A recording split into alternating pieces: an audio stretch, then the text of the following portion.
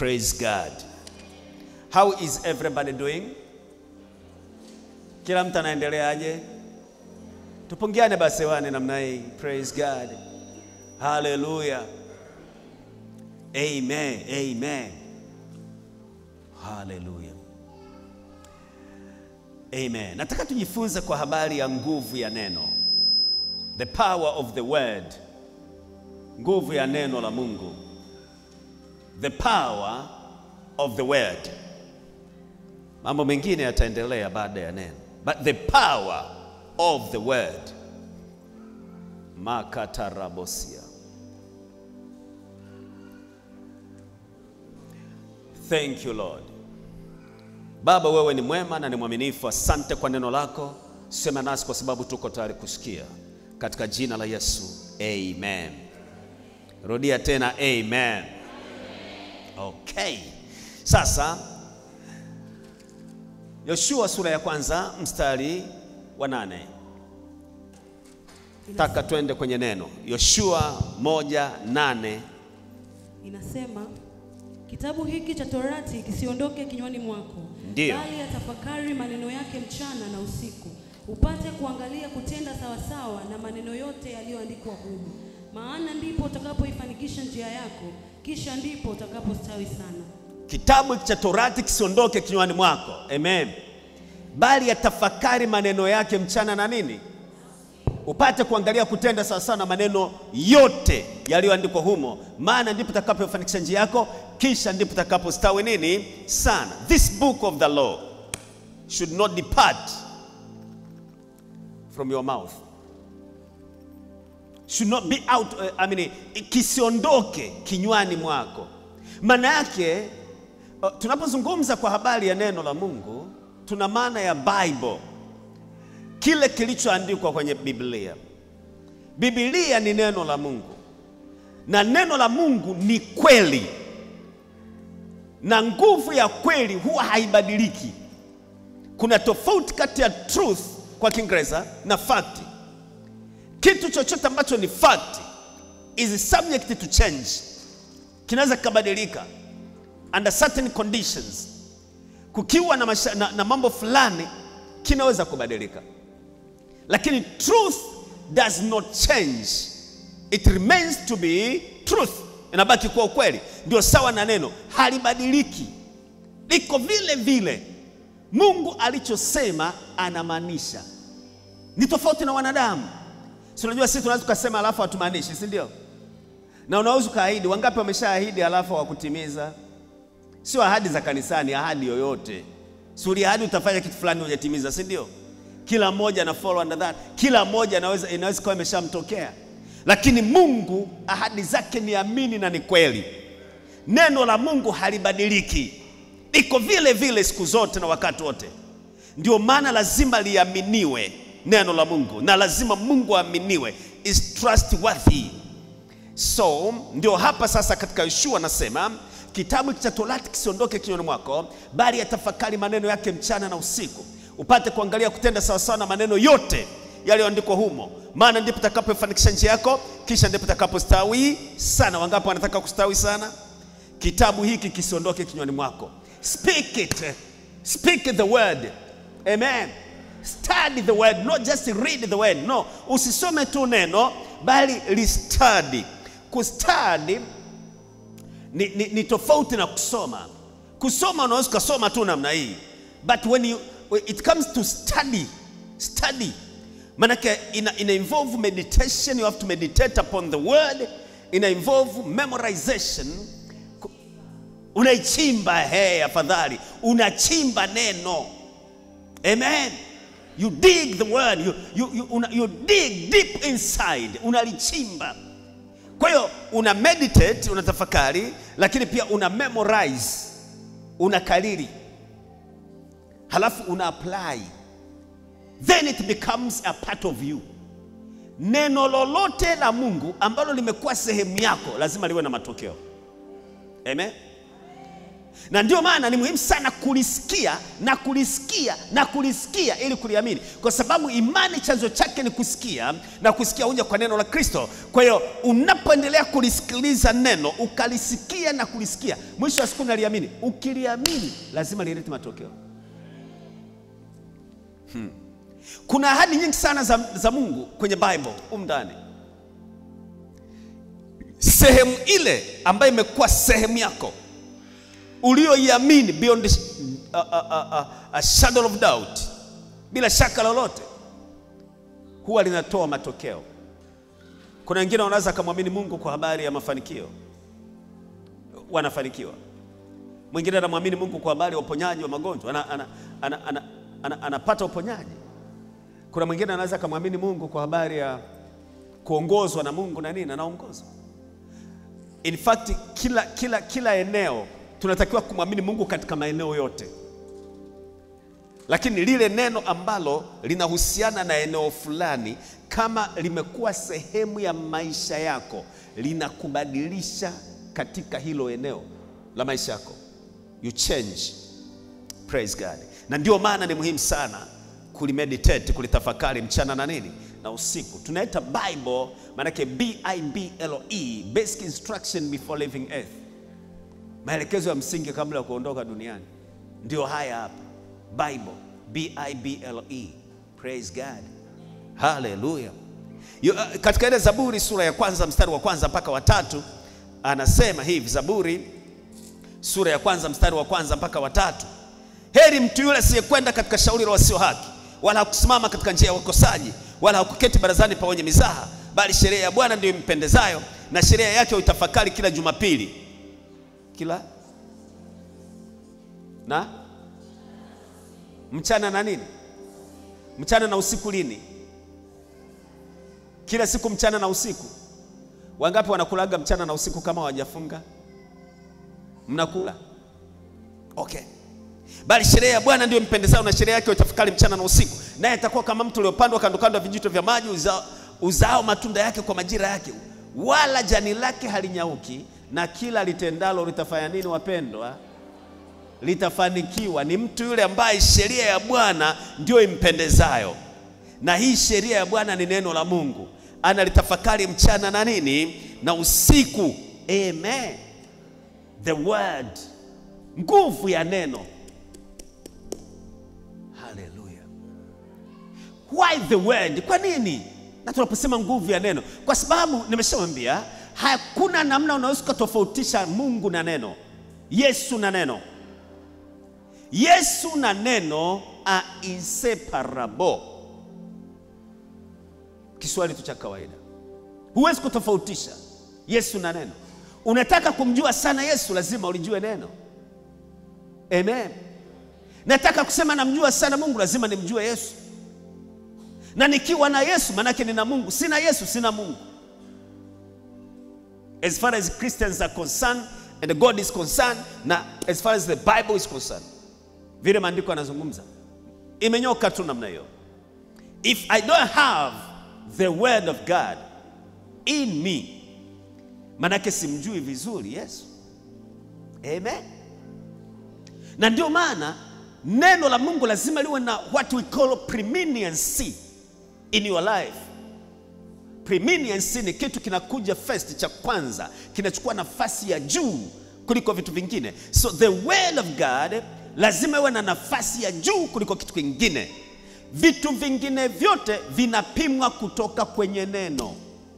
Amen. Kama ni unabii, kama ni sauti ya Mungu, kama nasema ni Mungu amesema na wewe, kama kuna unabii umetoka, kama kuna kitu fulani you think this is the will of God, lazima tupime kwenye neno, kwa sababu neno la Mungu ndio mapenzi ya Mungu. Nje ya neno sio mapenzi ya Mungu. Hallelujah. Praise God. Yohana sura ya kwanza mstari wa kwanza pale anasema hivi, kuanzia mstari wa kwanza. Hapo mwanzo kulikuwako neno, naye neno alikuwa kwa Mungu, naye neno alikuwa Mungu. Huyo mwanzo alikuwa kwa Mungu. Vyote vilifanyika kwa huyo, wala pasipo yeye hakikufanyika chochote kilichofanyika. Ndani yake ndimo ulimokuwa uzima, na ule uzima ulikuwa nuru ya watu, na nuru yang'aa gizani, wala giza halikuiweza. Palitokea mtu aliyetumwa kutoka kwa Mungu, jina lake Yohana. Huyo alikuja kwa ushuhuda, ili ashuhudie ile nuru, wala wote wapate kuamini kwa yeye. Huyo hakuwa ile nuru, bali alikuja ili aishuhudie ile nuru.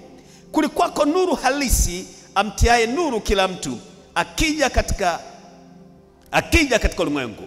Alikuwako ulimwenguni, hata kwa yeye ulimwengu ulipata kuwako, wala ulimwengu haukumtambua. Alikuja kwake, wala walio wake hawakumpokea, bali wote waliompokea aliwapa uwezo wa kufanyika watoto wa Mungu, wale waliaminio jina lake.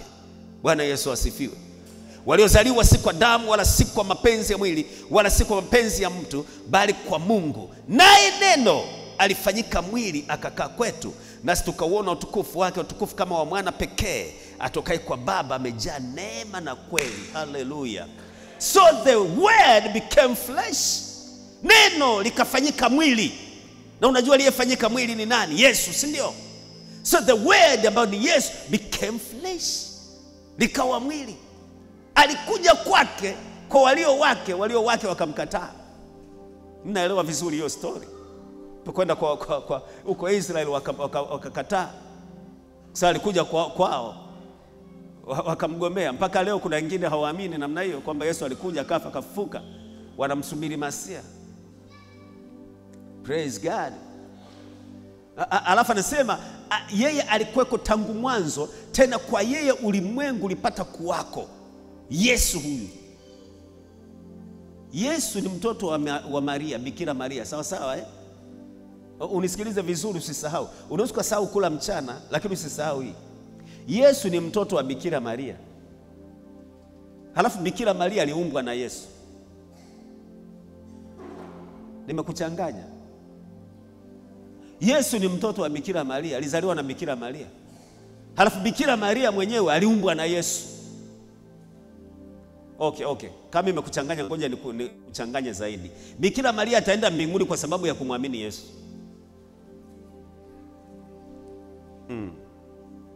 Hallelujah. Okay. Ezekiel sura ya 2 mstari wa 2. The power of the word. Kwa lugha nyingine, Bikira Maria huwezi kumlinganisha na Yesu. Yesu ni Mungu, ila akajifanya kuwa mwanadamu, na hakuna mwanadamu mwenye ruhusa ya kuja hapa duniani bila kuzaliwa na mwanamke. Ndio maana miongoni mwa mabinti akapatikana mmoja anaitwa Bikira Maria. Ndio Yesu akaingia tu huko, halafu akakaa. Mwenye aliingia tu akakaa, halafu baadaye akatoka akaanza kuishi kama mtoto, lakini alikuwepo tangu mwanzo, na ndiye alimuumba Bikira Maria. Sema amina. Ezekiel 2:2 anasema hivi, naye aliposema nami, roho ikaniingia, ikanisimamisha, nikamsikia yeye aliyesema nami. The Spirit entered me when he spoke to me. Roho ikaniingia. Wapendwa, huwezi kutofautisha kuwa mtu wa rohoni na kuwa mtu wa neno. Huwezi kusema tu niko rohoni then you are out of the word, uko nje ya neno. Kinachotuonyesha how spiritual you are is the word of God. This is our roadmap. Ndio ramani yetu. Na ndio katiba ya watu waliookoka. Is a point of reference. Unarifaa kwenye neno kwa chochote tunachofanya. What does the word of God say about what? Neno la Mungu linasema nini kuhusiana na nini? Not what people say. Sio vile watu wanasema, sio vile you think, vile unavyowaza wewe, no. Vile ninavyowaza, no. Lakini Mungu anasemaje? Mungu anasema nini? Glory to God. Mungu anasema nini? That's what matters most. That's what matters most. Kwa aliposema nami, roho ikaniingia. Roho Mtakatifu, yani kuna namna Roho Mtakatifu anaweza akaquicken, akalihuisha neno la Mungu ndani yako. Then you believe it beyond a shadow of doubt. Shadow of doubt. Asubuhi nimewaambia, Na jana wakati tuko nyumbani, niko na mke wangu, niko na Joel, tunaongea pale. Wakati tunamwangalia mhubiri mmoja anaitwa Jimmy Swaggart. Anamfahamu Jimmy Swaggart, umemsikia? Jimmy Swaggart. Glory to God. Wakati huo nikawa nimekumbuka kitu ambacho Mungu alimtumia. Unisikiliza vizuri, itasaidia. Mungu alimtumia kunisaidia. Unisikiliza vizuri kabisa. Mimi nimeokoka miaka ya nyuma kule kwenye kanisa letu zuri. Kanisa letu zuri. Wakati nimeokoka kwenye kanisa zuri lile fulani, nikapambana, nikawa naenda kwenye makanisa ya Kipentecost na nini mpaka nikajazwa Roho Mtakatifu. Nikawa nanena kwa lugha. Sasa wakati huo nina huduma, sijawa mchungaji, lakini nikawa nahubiri. Lakini pia nimejazwa Roho Mtakatifu, I can speak in tongues, na I was so prayerful. Nilikuwa naweza kufanya maombi, naomba. Na ngoja tu niseme namna hii. Sio mtanielewa namna gani, lakini nilikuwa nafanya maombi na nilikuwa na bidii, unisikilize vizuri, kuliko the so called wa Pentecost. Wakati sikuwa Pentecost. Kwa ni kama vile nilikuwa naona wengine mpaka na wazidi kwenye maombi, halafu wengine ni wa Pentecost hata kunena kwa lugha hawaneni. Mimi sikuwa Pentecost halafu nanena kwa lugha. Mnanielewa ninachosema? Halafu nahubiri, shauku ya kuhubiri ipo. Kukawa na kipengele, sema kipengele. Rudia tena. Kipengele chenyewe ni hiki kifuatacho: ubatizo wa maji mengi. Fanya namna hii.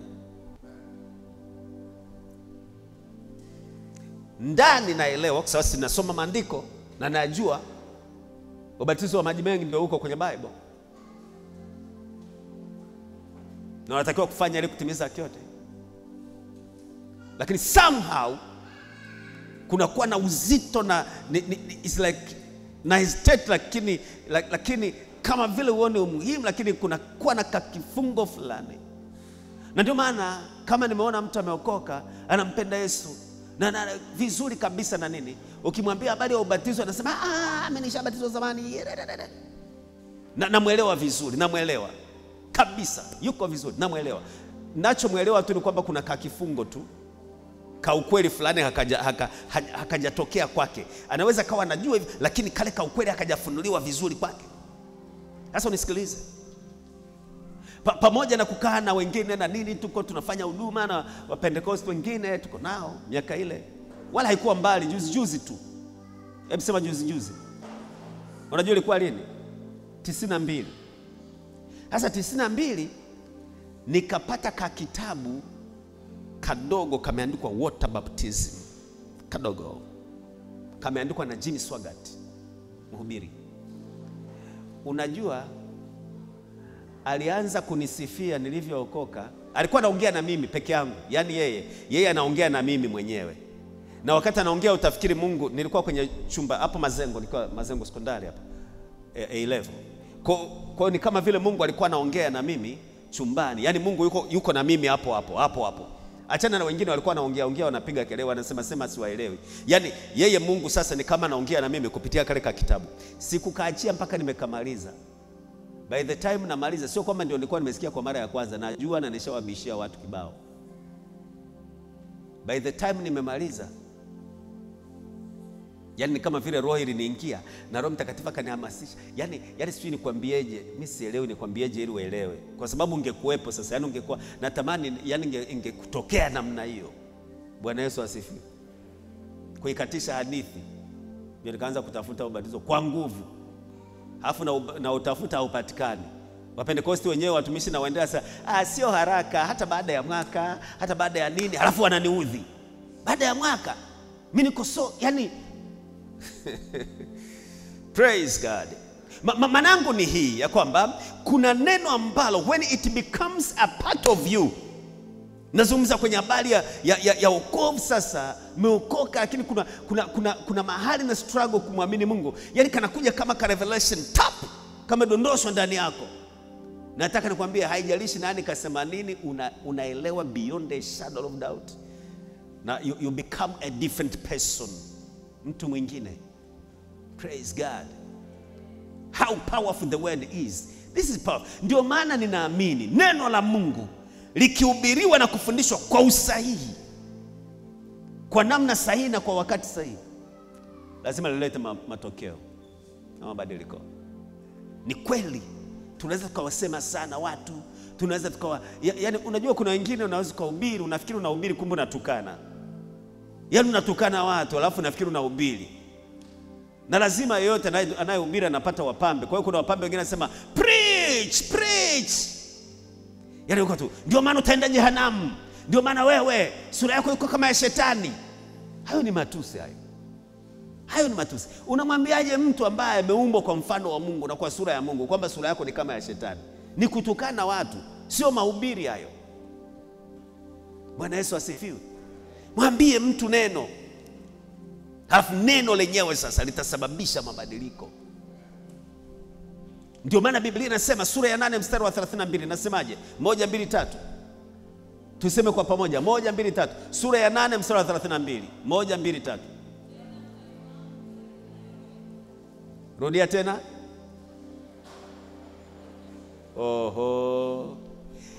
Yohana 8:32. Tena mtaifahamu kweli, nayo kweli itawaweka nini? Huru. Na kweli ni neno la nani? Mungu. Nitakufundisha. Hiyo ni nani? Hiyo Zaburi 8:32. 32:8 sio. Lakini Yohana 8:32, tena mtaifahamu kweli, nayo kweli itafanya nini? Na Yohana 17:17,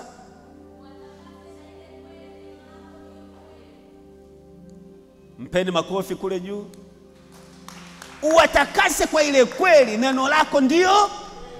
Kwa neno la Mungu ndio nini? Na nguvu ya kweli ni kwamba ukweli haubadiliki, unabaki kuwa ukweli. Ulishawahi kujiuliza kwa nini andiko linasema jiwe walilolikataa waashi limekuwa jiwe kula pembeni? It has become a chief cornerstone. Waashi ni watu gani? Si wajenzi. Kwa nini walilikataa? Ndio nataka nikuhadithie kidogo. Hata usipokubaliana na mimi, ukifika mbinguni uliza. Kwa hiyo kazana ufike mbinguni. Kwanza nikiangalia hapa na naona sura tu za waenda mbinguni. Labda kesho uahirishe. Anasema jiwe walilolikataa waashi limekuwa jiwe kula pembeni. Amen. The chief cornerstone. It has become a chief cornerstone. Waashi wajenzi wanajua wanapopima ule msingi wanapima, maana Biblia inasema hakuna msingi mwingine uliowekwa isipokuwa ule ambao upo, yani Yesu Kristo ambaye ndiye jiwe kula pembeni. Mawe mengine yote lazima yajengwe kufuata lile jiwe kula pembeni ambalo ni Yesu. Ila hawa wajenzi walilichukua lile jiwe kuu, wakajaribu kuliweka pale kwenye msingi. Hizo ni hadithi, sasa usikilize. Wakajaribu kuliweka pale kwenye msingi, halafu wakaona kama vile halimatch idea zao, haliendani na vile wanawaza.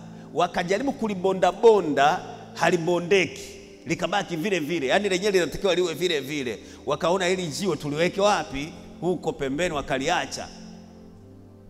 Lakini bado linabaki kuwa chief cornerstone, jiwe kula pembeni. Na ndio maana maisha yako yote lazima yajengwe kufuata jiwe kula pembeni ambaye ni Yesu Kristo. Hakuna msingi mwingine isipokuwa ule ambao upo, yani Yesu Kristo. Mtu mmoja aseme amina. Jesus.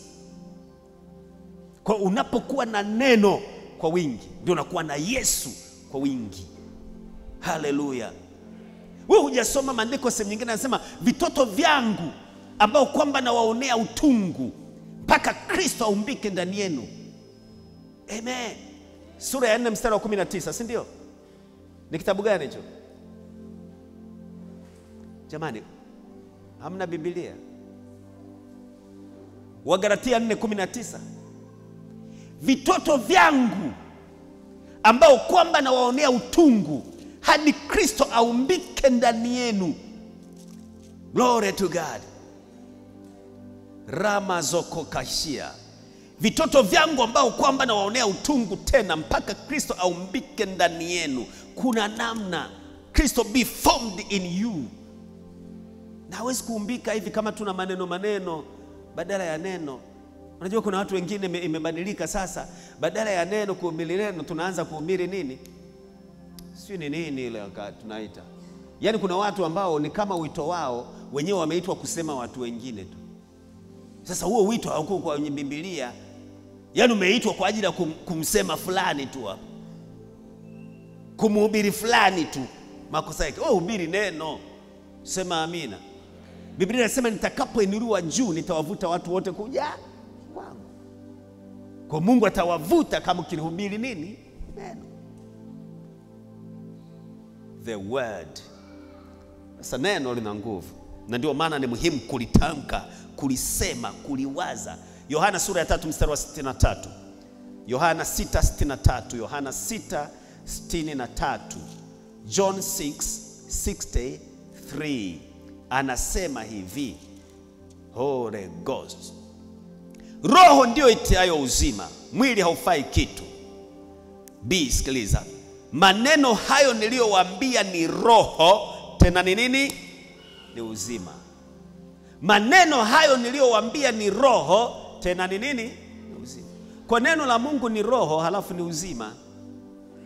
Kwa hiyo mpendwa, wakati wote ninapo encounter situation yoyote, napokutana na hali yoyote, nauliza neno limesemaje? Sio sana watu wamesemaje, lakini neno limesemaje? Watu wanaweza kuwa na mawazo mazuri, lakini sio lazima yawe mawazo ya Mungu. Kuna tofauti kati ya good idea and God's idea. God's idea wakati wote ni good idea, but not every good idea is God's idea. Sio kila wazo zuri ni wazo la Mungu, lakini ni wazo zuri. Bwana Yesu asifiwe. Lakini sio wazo la Mungu. Neno la Mungu ni wazo la Mungu, na wakati wote ni wazo zuri. Neno la Mungu ni mapenzi ya Mungu. This word. Glory to God. Kwa hiyo anasema maneno hayo niliyowaambia ni roho, tena ni uzima. Na ndio maana neno la Mungu, Biblia inasema katika Zaburi 107 mstari wa 20, hulituma neno lake, huwaponya, huwatoa katika maangamizo yao. Wakati wote Mungu anapotaka kukusaidia analituma neno kuja kwako. Neno lile ninalolipokea na kuliamini linaleta matokeo ninayoyahitaji. Hulituma neno lake, huwaponya, huwatoa katika maangamizo yao. Zaburi 107 mstari wa 20. Lakini sura ya 4 mstari wa 12, kitabu mtajaza wenyewe, inasema hivi, maana neno la Mungu li hai. Waebrania, si ndio? Maana neno la Mungu li nini? Hebu tusome 1 2 3, maana yake iko pale. 1 2 3. Tena lina nguvu.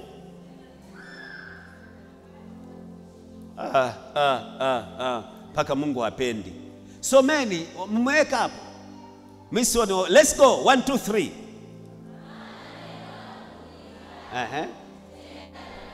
Ndio.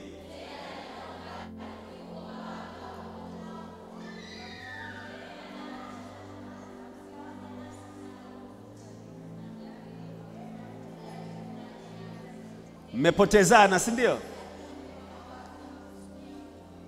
Wow, praise God. See how powerful the word is. Tena maana neno la Mungu li hai. Amen. Neno la Mungu li hai. Halafu anasema tena lina nguvu, tena lina ukali kuliko upanga wao wote ukatao kuwili, tena la choma hata kuzigawanya nafsi na roho na viungo na mafuta yaliyomo ndani yake, tena lijepesi kuyatambua mawazo na makusudi ya moyo. Glory to God. Neno la Mungu. That's how powerful the word is. This word here. Nguvu ya neno. Nguvu ya neno. Li hai, lina nguvu. Amen. Lina ukali kuliko upanga wote ukatao kuwili. Kwa sababu neno la Mungu li hai, ndio maana linatumwa na linakwenda. Amen.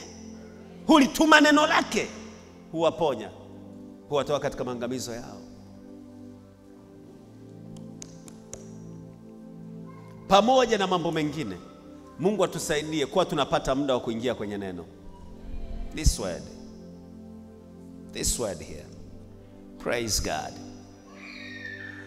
Zaburi 33, fungua pale mstari wa 6 na wa 9. Anasema hivi, Zaburi 33, sikiliza tu mstari wa 6 na wa 9. 6 anasema, kwa neno la Bwana mbingu zilifanyika, na jeshi lake lote kwa pumzi ya kinywa chake. Kwa neno la Bwana mbingu zilifanya nini? Amen. Haya, mstari wa 9 zilifanyikaje? Anasema hivi, maana yeye alisema ikawa, na yeye aliamuru ikasimama. So God spoke things into existence. Mungu alitaja vitu vikatokea. Ndio maana Biblia inasema maneno yetu yakolee munyu siku zote. Maneno ya kuongea kujikatia tamaa na kuongea kama vile ni mpagani sio vizuri. Mwaka huu hata sielewi kabisa. Yaani mambo hayaeleweki. Yaani mambo yalivyokaa sio nini. Halafu umeokoka, na mbaya zaidi unaongea hayo na unasali VCC. Kuna shida. Kweli kabisa. Maisha ni magumu sana. Maisha hayaeleweki. Halafu baadaye eti nakwenda kwenye maombi. Unakwenda kuomba nini? Yaani maana yake unaomba halafu unafuta mwenyewe maombi kwa maneno yako. Ndiyo. Kama nimeomba, ndio maana tunapomaliza maombi tunasema nimeomba na kuamini katika jina la Yesu. Sasa tusiwe unbelieving believers. Tusioamini tusioamini. Waamini, kuna unbelieving believers, waamini wasioamini.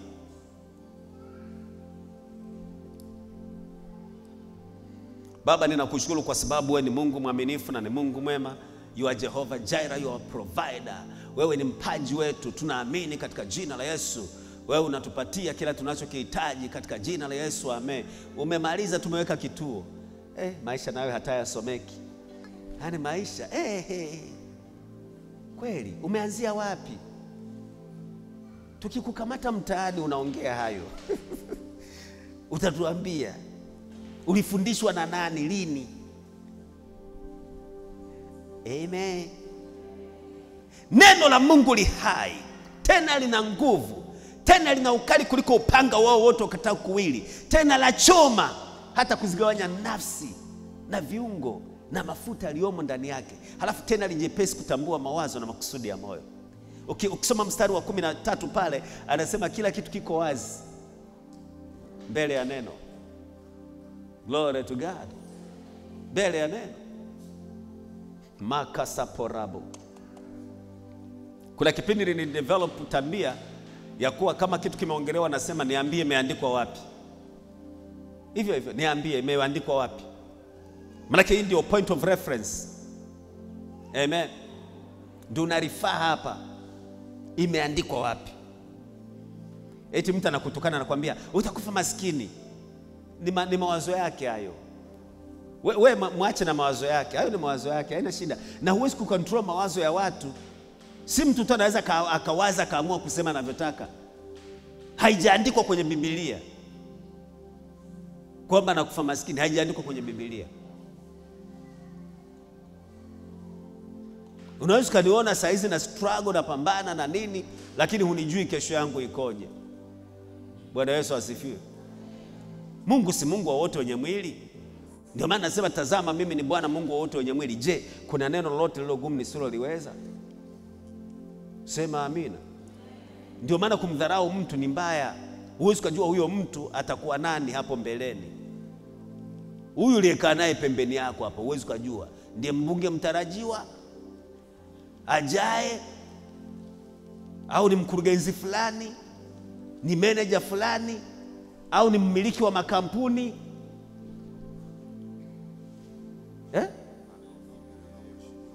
au dereva wa mheshimiwa fulani.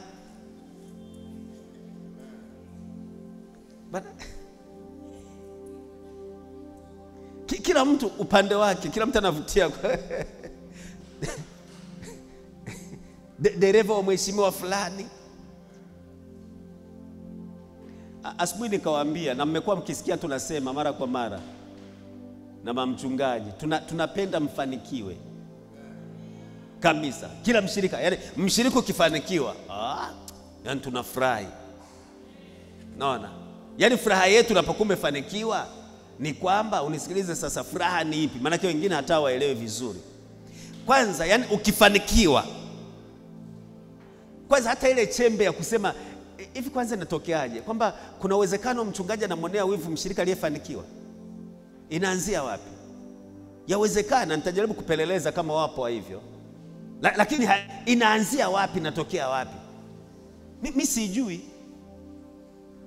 kwa sababu ninajua kabisa kwamba kuna wengine wanafanikiwa, naelewa vizuri kabisa. Maana wengine anaweza kusema mchungaji unafurahia kwa sababu watakuwa watoaji. Kuna mwingine anaweza kafanikiwa hata zaka hatoi, na amefanikiwa sana tu, sio mtoaji kivile.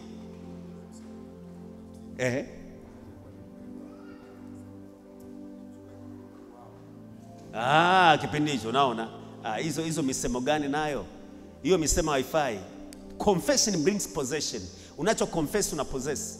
Unachokiri unakipokea. Okay, sasa furaha yetu inakuwa ya kawaida tu.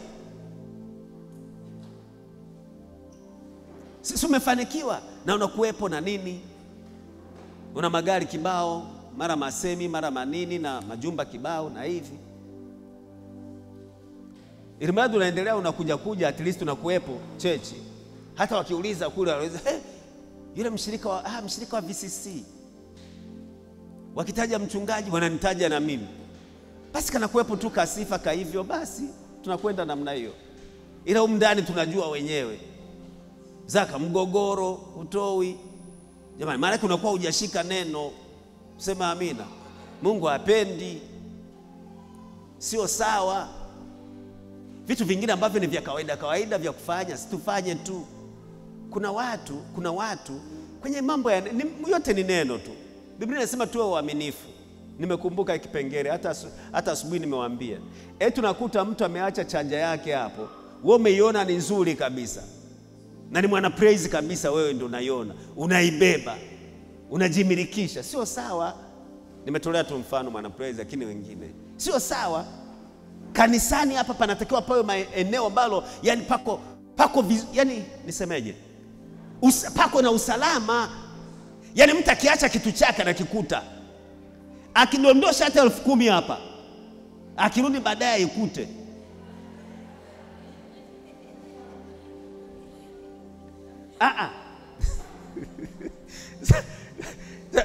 Sasa minong'ono imetoka wapi kwa mfano? Okay. Maana yake naposema aikute, maana yake ni hivi. Wewe unaichukua kwa uaminifu, unairipotisha kwa katibu wa kanisa. Halafu mtu anayekuja anasema kwamba nilipoteza 10,000, katibu anampatia. Au kwa kiongozi mwingine anampatia. Au tunaitangaza. Tukitangaza mara ya kwanza hapatikani mwenyewe, mara ya pili hapatikani mwenyewe, mara ya tatu hapatikani mwenyewe. Tunaanza kuwaza hapa malaika atakuwa alileta.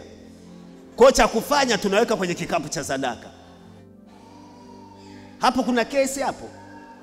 Hamna kesi. Bwana Yesu asifiwe.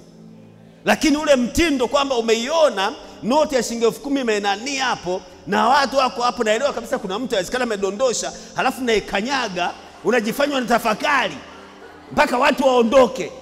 Halafu baadaye wakishaondoka ndio unaichukua. Huo mtindo usio. Mungu hapendi. Mungu hapendi. Ni wizi tu. Kwa nini uliikanyaga? Halafu nasubiri kila mtu aondoke. Baadaye ndio unaichukua. Halafu nasema Bwana ameniona. Nitamwimbia Bwana kwa kuwa yeye ameniona. Hajakuona. Umeiba. Uwe mwaminifu hata kwenye vitu vidogo vidogo. Sema amina. Sasa kwa sababu Kwa sababu tunakuwa bado, yani unajua kanisa ni inclusive. Kanisa linakuwa na watu wa aina mbalimbali. Tumeokoka wote, tunampenda Yesu. Naona sura za waenda mbinguni. Lakini kuna wengine bado wana majaribu madogo madogo. Akiona tu kapochi kako, yani natahadharisha tu, lakini sio namna hiyo, lakini unaweza kukuta namna hiyo. Yani wakati mwingine umeacha kapochi hapo, halafu kanusa tu kwamba kunaweza kuwa na hela. Unaweza kushangaa na jisevia, anaacha pochi hapa na jisevia hizo sijui shilingi ngapi, huyo anatulia. Mtatangaza yuko anasikia kwani anasema kitu. Sasa huyo halafu anasikitika moyoni, jamani nimeiba. Surudishe. Kuna mmoja alikuja miaka nyuma anahitaji maombi. Na unamwona kabisa yuko genuine yule mdada. Asema, mchungaji naomba maombi. Miaka nyuma huko. Maombi nini? Yani mchungaji, yani mpaka nimeshakosana na ndugu zangu. Nimekosana, analia kabisa, yani unamuona. Na unaona sio kwamba anajifanyisha. Nimeshakosana na ndugu zangu, yani nakosana nao kwa sababu ya udokozi. Kudokoa kuibaiba hata nyumbani. Yani pesa isionekane hapo, lishachukua. Na anasikitika, yani hataki lakini anaendelea. Mlishakutana na watu wa hivyo? Hataki lakini anaendelea. Au na wewe umo. Kwa hiyo wanahitaji kufunguliwa. Ndio maana Biblia inasema tena mtaifahamu kweli, nayo kweli itawaweka nini? Huru. Praise God. Sasa ili kutokuweka majaribuni watu wa namna hiyo ambao hawajafunguliwa vizuri, ndio unaangalia vitu vyako vizuri sasa. Bwana Yesu asifiwe. Alafu kuna wengine si kutaka kujionyesha. Unaelewa kabisa, unataka kutoa kiasi fulani. Eti mpaka toe zote zilizoko mfukoni, si kwenye pochi, watu wazione pale. Ndiye anachambua, ziko 10,000, 15,000, anachambua, anachukua 2,000. Ili aje kutoa hapa. Nataka nikwambie zilizobaki watakuibia.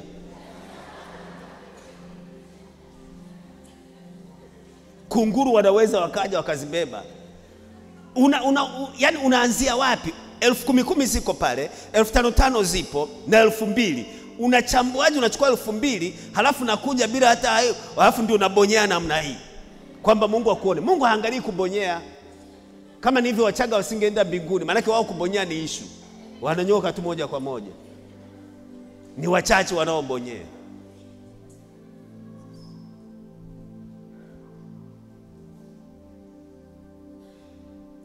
Lakini pia unapokuja kanisani sio unaacha, yani kama una pesa una keshi, si unaacha zote unaziacha nyumbani. Lolote linaweza katokea kanisani. Kukawa na mchango wa ghafla ukatoa. Bwana Yesu asifiwe. Kukawa na nini, huyo umetoa. Hata ungetoaje, you will never outgive God. Huwezi kutoa kumzidi Mungu. Wewe hujasoma, soma sura ya 11 mstari wa 24. 11:24, soma kwa sauti. Yote haya ni neno, nguvu ya neno.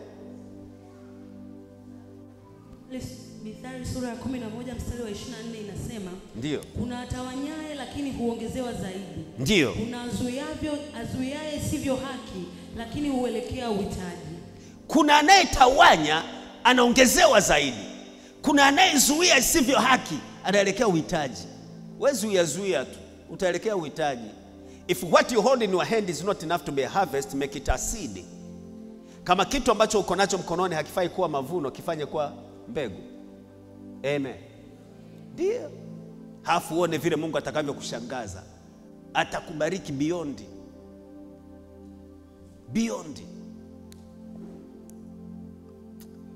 Hii mambo ya kutoa Mungu alinifundisha huko nyuma. Yani alinitoa sijui ni shaya au nini. Unajua hata nyie mpo wa hivyo. Nishatoa mfano mara nyingi. Kumpatia mtu shilingi 5,000 kwamba hii ni ofa tu ya soda. Tena unaita soda. Unaelewa kabisa soda ni shilingi ngapi? Ni shilingi ngapi soda? 700. Unaelewa kabisa soda ni shilingi 700. Halafu unampatia mtu shilingi 5,000, basi unywe soda. Anakushukuru, nashukuru sana. Kidogo tu, kidogo. Wanyakisa anasema panandi. Kidogo tu kwa ajili ya soda. 5,000 ni ndogo kwa ajili ya soda. Halafu wakati huo unisikilize vizuri hapo. Kuchukua ile shilingi 5,000 kuweka kwenye kikapu cha sadaka, mgogoro. Ila kumpatia mtu mwingine ili akushukuru na akusifu. Maana hutaki Mungu akushukuru, yani ni wewe unataka mtu akusifu. Kwa nini inakuwa ni rahisi kuwapatia watu ofa ya kiasi fulani cha pesa, lakini hiyo pesa hatuwezi kuitoa kwenye ufalme wa Mungu? Ulishajiuliza ni nini? Kama sio shetani anazuia baraka zako. Wangapi walishalipia watu chakula hotelini? Mnakutana namna hii na nini, unampatia ofa tu chakula mtu. Basi kuna shida. Mna ubinafsi wa hali ya juu. Kama ndo hivyo, wewe tayari ulishamlipia mtu. Lakini niko nauliza, kumbe kuna wengine hata hotelini hawajaenda kule. Popote mgahawani, si nini, mama ntilie, sawa, kote ni hoteli, tuzichukulie namna hiyo hoteli. Sasa kama naweza nikampatia ofa mtu, namlipia kile chakula. Usilipe, usio na shida, nitalipa tu. Cha shilingi 3,000 sio 5,000. Hiyo 5,000. Hata kama ni Mungu amekwambia toa 5,000, unaanza kupambana, shindwa katika jina Yesu, shindwa. Kweli ni Mungu amesema, alafu naanza kusema shindwa wakati ni Mungu amesema. Mbona vingine unafanya wakati Mungu hatajasema? Unajipendekeza tu. Mungu hajasema. Sembuse kweli kutoa sadaka. 2025 tubadilike. Achana na mawazo wanasema wachungaji wanataka pesa. Wewe mwenyewe unahitaji hela. Hakuna siyehitaji hela hapa. Kila mtu anahitaji hela. Ndio maana unatafuta kazi, ndio maana unafanya kazi, ndio maana unaamka mapema, ndio maana jamani natafuta kazi. Unatafuta kazi ili wewe, so unataka hela. Sasa Mungu ndiye ambaye anaweza akatusaidia. Sasa huyu Mungu anayetusaidia tumheshimu hata kwa mali zetu na kwa hela zetu. We are possessors of nothing but stewards of everything. Sisi hatumiliki kitu, lakini ni mawakili wa kila kitu. Vitu vyote ni mali ya Bwana. Dunia na wote na vyote vinjazavyo ni mali ya nani? Pesa ni zako, lakini sio zako, ni mali ya Bwana. Ndio maana Biblia inasema fedha na dhahabu ni mali ya nani? Ya Bwana. Dunia na wote wakao ndani yake ni mali ya nani? Wewe mwenyewe sio wa wewe. Hebu sema mimi sio wa mimi. Na kama huamini kwamba wewe sio wa wewe, jaribu kuchukua kamba uende karibu na mti, halafu wakukute unataka kujinyonga. Lazima Isanga uende. Sio kunyonga mtu, wewe kujinyonga. Kesi itakayofunguliwa ni kesi ya attempt ya kunyonga mtu. Mtu mwenyewe ni nani? Ni wewe. Kwa sababu wewe sio wa wewe. Wewe ni wewe, lakini sio wa wewe. Ni mali ya Mungu, halafu ni mali ya Jamhuri ya Muungano wa Tanzania, halafu ni mali ya ndugu zako. Tuko pamoja? Tena mtaifahamu kweli, nayo kweli itaweka nini? Uhuru tu. Weka tu constantly kwamba yani Mungu nisaidie. Kila Jumapili sitaki kutoa chini ya hii amount.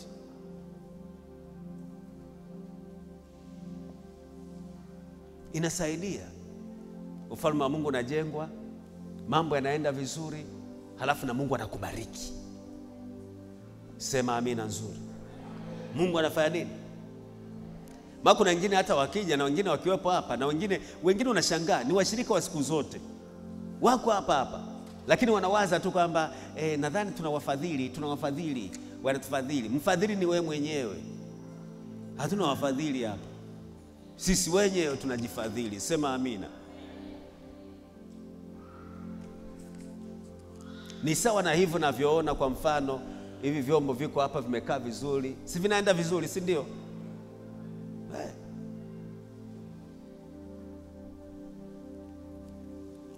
Kuna mfadhili kalipia wa humu ndani.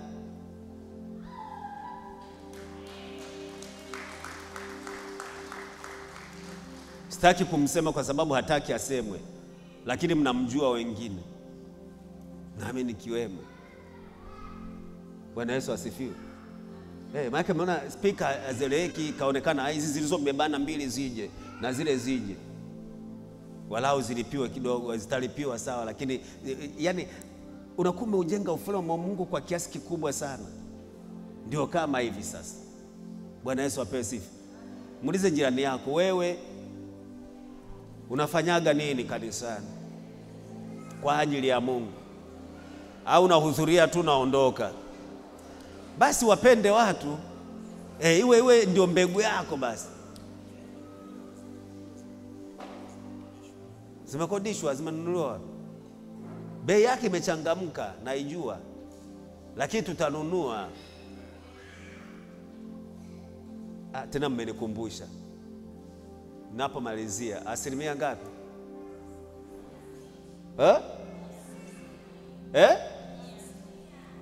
Wewe hukuepo nini mama Dani? Asilimia ngapi? Zamu hii 100. Mimi nawaambia, niliwaambia kwamba kwanza tuko kwenye maombi, tuone ikishatiki tu rohoni. Na kwa nataka niwaambie tunaanzisha asilimia 100. Halafu natangaza mwezi wa asilimia 100. Halafu nakuwa naangalia nani anakuja, nani haji. Tukiona yule ambaye haja na kuepa nini? Asilimia 100. Sasa mtu mwingine anauliza, mchungaji, asilimia 100 tutaishije? Na mimi nataka nikuulize, kabla hujapata kazi ulikuwa unaishije? Na semeni ukweli, kabla hujapata kazi ulikuwa unaishije? Haya, kwa mfano niulize, kama kwa mfano kitokea, haitokei hivyo, kazi umeachishwa leo, miezi 3, 4, 5 ijayo, kabla hujapata kazi, si utaendelea kuishi? Kweli sio kweli? Unaishije?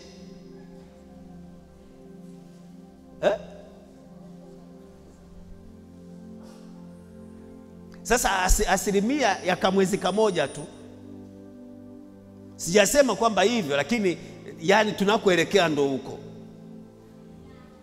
Tunakoelekea. Tuone. Sema inawezekana.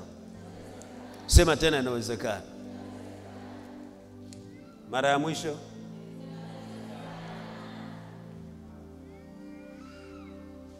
Asilimia ngapi?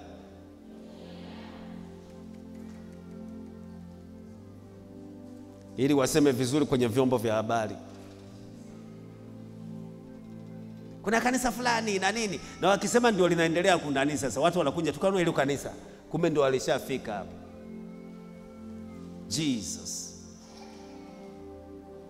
Sema, Baba Mungu, wewe ni Mungu mkuu. Wewe ni Mungu mwaminifu.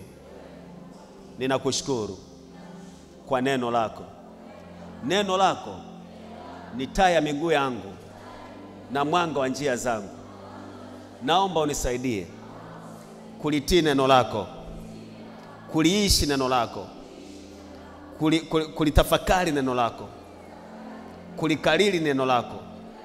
Kama Daudi alivyosema, moyoni mwangu nimeweka neno lako, nisije nikakutenda dhambi. Jinsi gani kijana isafishe njia yake? Kwa kutii akilifuata neno lako, kufafanusha maneno yako, kwa tia nuru na kumfahamisha mjinga. Jumla ya neno lako ni kweli, na kwa sababu hiyo mtumishi wako amelipenda. Naomba unisaidie kulipenda neno lako. Najua si kwa nguvu wala si kwa uweza, bali ni kwa Roho, asema Bwana. Roho Mtakatifu, nisaidie, nitie nguvu, niwezeshe kulipenda neno lako, liwe sehemu ya maisha yangu. Katika jina la Yesu nimeomba na nimeamini. Kila mwenye pumzi aseme amen. Hallelujah. Iwe kwako kama ulivyoomba na kama ulivyoamini. Nasema iwe kwako kama ulivyoomba na kama ulivyoamini. Hallelujah. Haya, ni wakati wa kulifanyia kazi neno sasa. Amen.